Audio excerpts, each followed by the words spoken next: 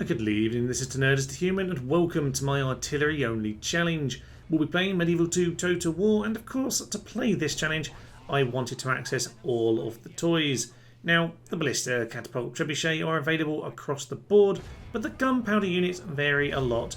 No one faction has access to the full roster, so today instead I'll be playing as the Normans, and since I need to mod them into the game, I'll be giving them access to all the artillery in the game. If you want to play as the Normans yourself, I do have a guide on all of that. There'll be a little link in the description below. Of course, we'll be playing on very hard, but more than that, we're also on the huge unit scale, which has extra problems because the artillery units don't scale up in the same way as other units. You get extra men for sure, but you don't get extra artillery pieces, so our artillery is not as powerful as it might otherwise be. But anyhow, we do have can, and as you might imagine, I've given myself a set of ballista and a tiny bit of catapults to start me off. Now, in the city itself, I've pretty much left it as it starts in the base game, but I've added in a ballista maker. Rufus over here, likewise much the same, and as you might imagine, we have made the generals into catapult units as well. 2 hit points, but largely speaking, not much better than your average catapult. Now, whilst we could go and smash up Paris or London on turn 1, no, we're going to warm up into this. We're going to head over to the rebel city of Rennes, and I think it's a big good place to start us on our glorious quest. In we go. Our generals have themselves some nice armour. I've effectively made them dismounted mailed knights, and they are of course just going to lay a bit of fire onto the city. This is pretty much going to set the tone for many a battle here. We're going to shower them as much fire as possible, and of course get ourselves some crispy lasagna for dinner on a cold winter's night. As you can probably imagine, there's not really enough in this town to stop us. We've got plenty of catapult shots to burn them all to a crisp. Soon, Rennes was ours.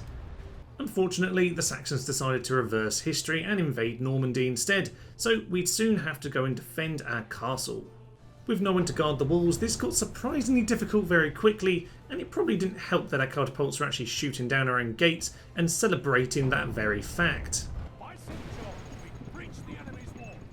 Nonetheless, you can see some very good results as they enter the citadel, managing to rout them fairly simply once you lay on a few flaming bolts. However, they did come back, and very soon we would lose. Yes, lose William the Conqueror in quite spectacular fashion. I'll be honest, at this point I thought that was it for my campaign. I thought we were going to lose everyone right here, right now, but their general did soon go down, and with that, the opportunity for victory would soon be in our hands. This one heroic ballista snuck around the back and claimed victory.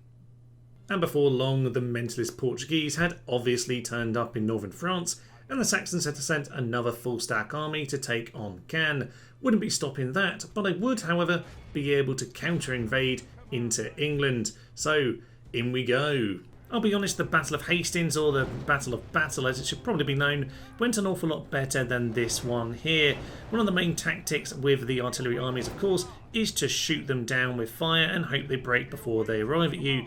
But, yes, quite often in this campaign, you'll probably find that you do just get caught out and your army gets completely obliterated. I say completely. There are more lads at the back here. We, of course, have ourselves all the catapults. And yeah, it'll be down to them to save the day. The timely cremation of their general was honestly an absolute godsend because we were really struggling with this battle, and it pretty much would have been the end of our campaign. But luckily that just gave us the little morale boost that we needed. You can see here that we are pretty much just down to the generals, and Rufus is taking on a full unit of Huskarls there. They are no joke, by the way. Huskarls and Thanes are pretty strong units at this point in the game. And yes, a couple lucky timed breaks would just about get us over the line. On to London we go then, and essentially we'd just be trading capitals with the Saxons at this point. It's guarded by a couple of Thanes and Prince Godwin himself, who I should point out isn't actually on horseback at all. He is of course a Saxon of Viking Earls Huskarl. So we'll be taking him on head to head on the battlefield. Luckily, this is exactly the kind of approach we want, a very slow-moving heavy infantry unit that we can splatter with as many of our infantry units as possible. With most of his men left smouldering on the battlefield, he did return to the city, before being shot down by a ballista. And at this point, it's pretty much what you'd expect from a siege. We're just going to shoot them on down, and victory would be ours. In a moment of tactical genius, I declared myself the vassal of the Saxons and managed to keep Caen, at least until the French showed up, who had already taken Rennes. Scotland, for some reason, were in London as well, but we were ready to stab the Saxons in the back. We were in striking distance of both Nottingham and York, so in we go, attack the Allies and take out 2 more of their cities. Soon enough, we'd be marching towards Carnarvon and the very last Saxon city. So with just a general in here, we would very soon be taking them out of the game. The French had taken Rennes and Caen by this point, but it didn't really matter. The Saxons would soon go down.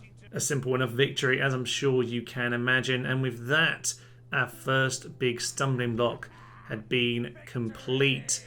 We would sack the settlement, and with that, oh yes, the Cardinal dies, of course, and more importantly, the Saxons were destroyed, and their armies hanging outside Bruges were now rebel. With the Saxons defeated, then we could now focus on trade and building up our empire. Trade agreement was Sicily there, giving us some extra catapults from the nobles.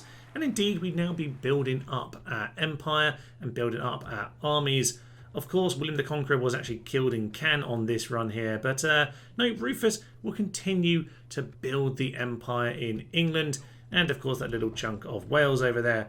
Now, as much as we can build the mounted longbowmen, the dismounted Norman knights, no, we are sticking with artillery, damn it. But we will now build up our infrastructure. This does finally give us a moment of peace.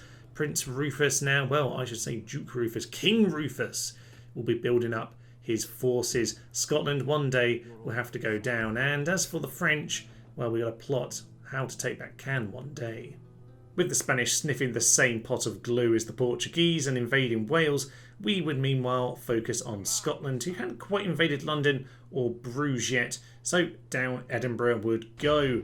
To war it is, and a fairly simple assault against David. Wow, he's bought himself some ballistas as well. I like your style, sir, but that's not going to be enough to save you.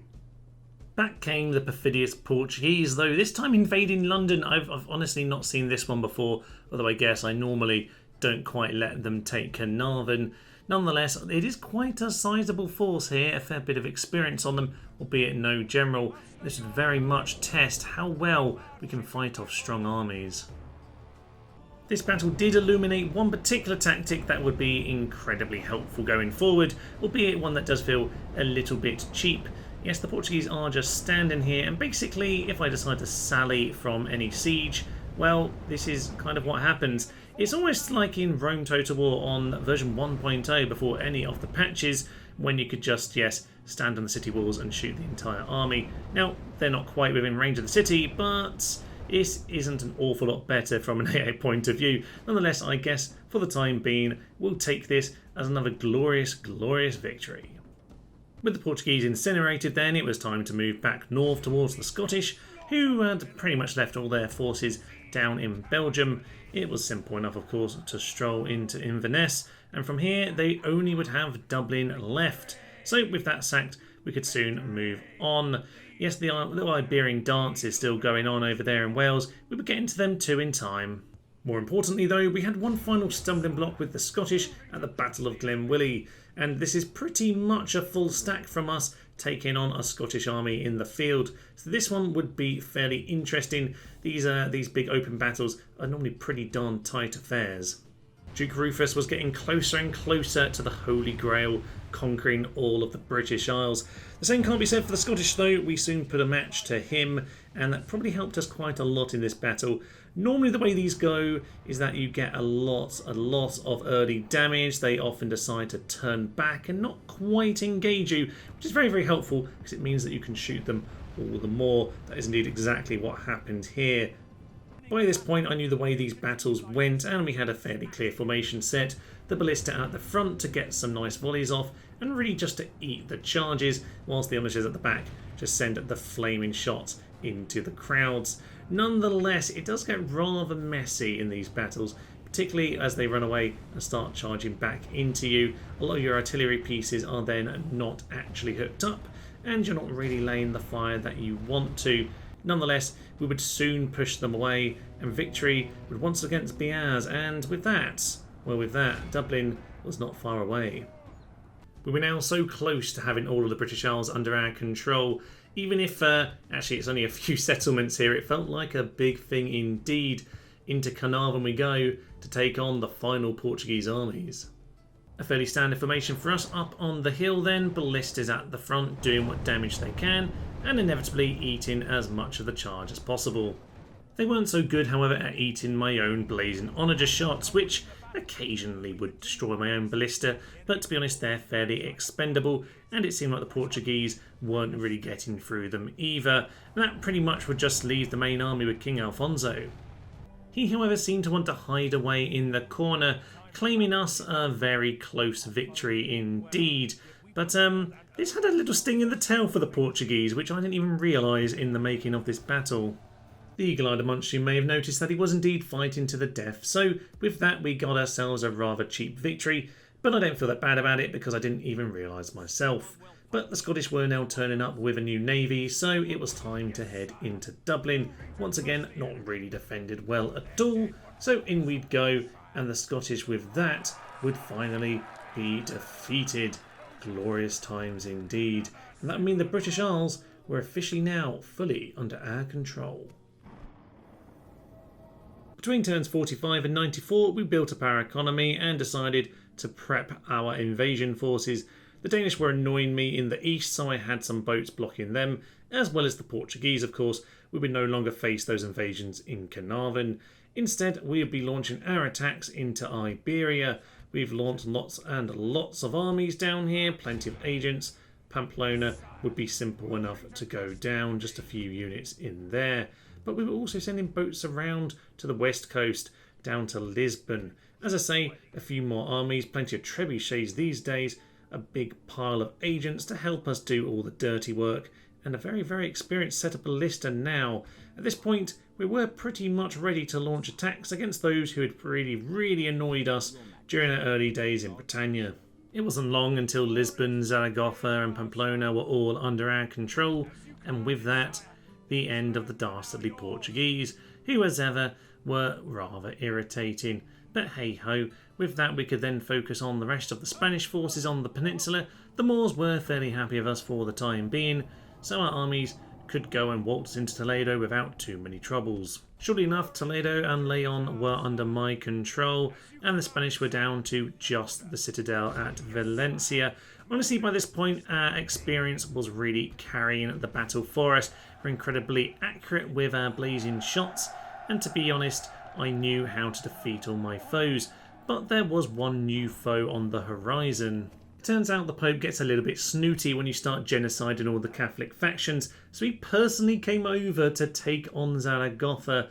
Indeed, the Pope had actually lost Rome by this point. It was indeed Sicilians. We may have killed the Portuguese, but one of the other annoying factions still exist. Papal states actually have themselves Corsica and Sardinia, but soon we'd have to go and kill ourselves a Pope. Well, I guess it is medieval too. Having run out of rotting cow carcasses, sadly we would have to kill the Pope the old-fashioned way. Of course, the passing of the torch has a whole different meaning in the Norman vernacular. Nonetheless, the Pope was down, and the new Pope would hopefully look upon us in more happy terms. But, yes, strangely, the new Pope wasn't going to be very pleased about the fact that we burnt the old Pope alive. He would reconcile some factions, sure, but sadly, not us. If there were any lingering doubts as to the power of the Church, they were dispelled once the people gazed upon God's greatest house on earth. Its towering presence here shall ensure Christian dominance throughout the land. Having gone on a large charm offensive with the Pope, we soon found ourselves in his favour.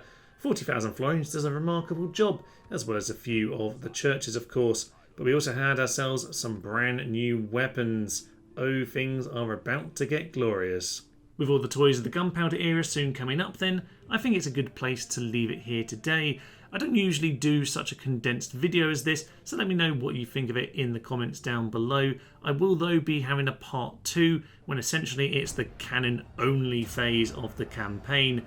And at this point, it'll be nice to freshen it up and see how we can throw in some new units into this. And certainly those Mongol rocket launchers, oh, they are a glorious, glorious unit. But for now, I will leave you. Hopefully you'll join me for part 2, where I think, yes, we're going to have an awful lot of fun. I'm Thomas, this is To Nerds to Human, and this has been our artillery-only challenge. Thank you, and bye-bye.